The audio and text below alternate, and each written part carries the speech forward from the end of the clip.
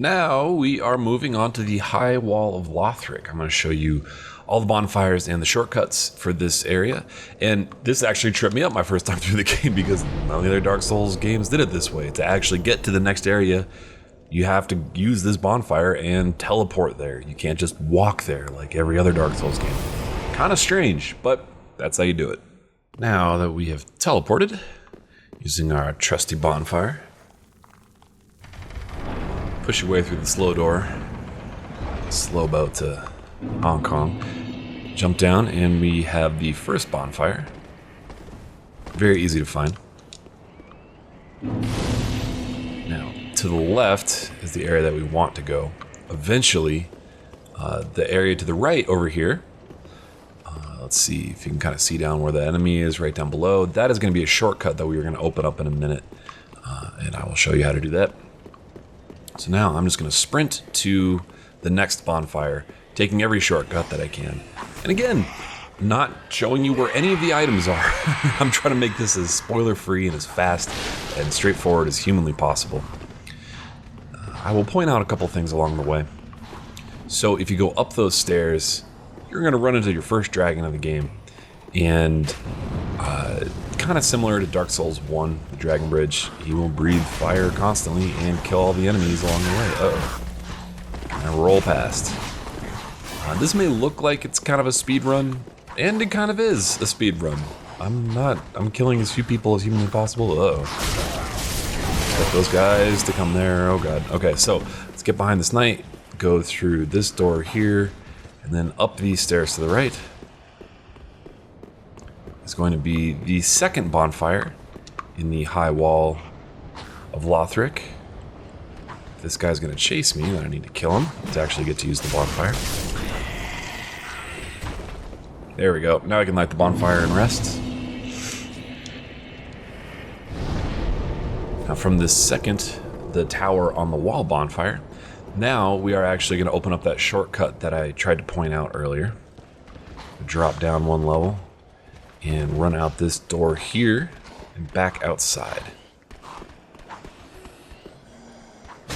Ladders are way too slow for me. This is a sprinting kind of game.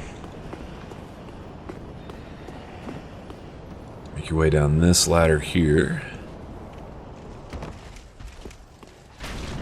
There are a lot of different ways you can go, a lot of different enemies, a lot of areas to explore, which is seriously one of the most fun parts of the Dark Souls games, is your first time through just exploring every single nook and cranny and learning where all the items are and the good items and killing all the, all the, in retrospect, easily skippable enemies. Okay, so this big door, or big archway right here, going to the right is going to open up, the shortcut, and to the left is going to be the boss. So let's get that shortcut right now. Heal up, and then I will show you where the next boss fight is. Oh, and actually, another major fork in the game that I will get into more detail when I get there.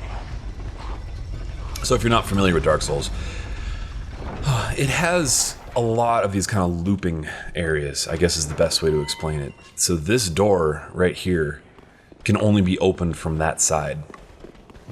And it's just clever game design. So they set it up that way so that it's kind of like a hub and spoke setup, so that you're not constantly running miles and miles and miles every time. So now we're back at that first bonfire that I showed you just a minute ago. Oh, except there's a dude with a bow and arrow over here probably trying to shoot me. So preventing me from using the bonfire. There we go.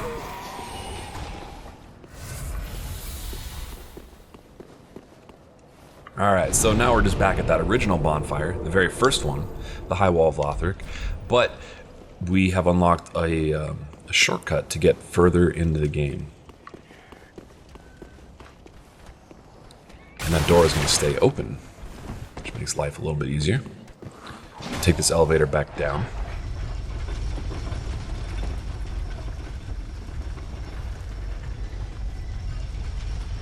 And a little trick, again, for those of you that are new. You see this elevator, it's got that big switch right on it. And we took the elevator down, but the elevator needs to be up the next time that we're going to use it. So most of the time when you're taking these elevators, you're going to want to run back over that switch, hit it, and send it on its way up, because if you die and end up having to go back to that last bonfire that I rested at, you're going to have to wait a minute after you pull the switch to actually have the elevator be there again, waiting for you. All right, so now we're making our way down these stairs. There's 2 ways to go. That down at the bottom of the stairs is Vordt of the Boreal Valley, and that is the boss that you're going to want to fight you want to fight next. But you also need to go up here through these double doors here and talk to this old lady, because she's going to give you an item that you're going to use after the Vordt boss fight. This small Lothric banner is an essential item. You cannot progress through the game without picking up this item from her. Now, I won't... It's not really a spoiler. Well, it kind of is a spoiler. You will be coming back to this area much, much, much later in the game. And there is actually a boss fight in this room that you can activate right this very second if you want. But it is an extremely hard boss fight, and I would not recommend, especially if this is your first playthrough, I would not recommend activating this boss fight right now.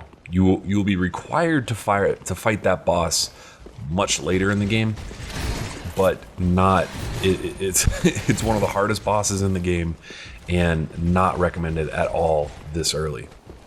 So let's make our way back down these stairs.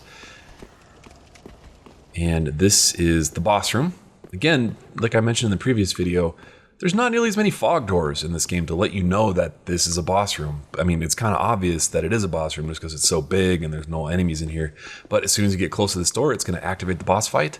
So let's kill the boss, and then I will show you where to go from there. Alrighty, so now we have killed Boreal Valley Vordt. Vordt. We've got a new bonfire we can rest at, and this one will come in handy later. Like I was mentioning before, there's an optional boss at the top. Well, that is not an optional boss at the top of the stairs there, but it's a very difficult boss, it's a very late game boss. I would not bother trying it right now.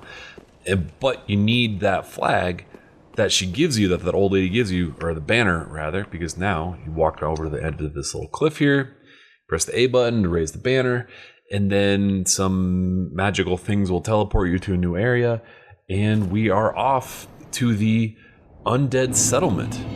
And that is going to be the end of this video.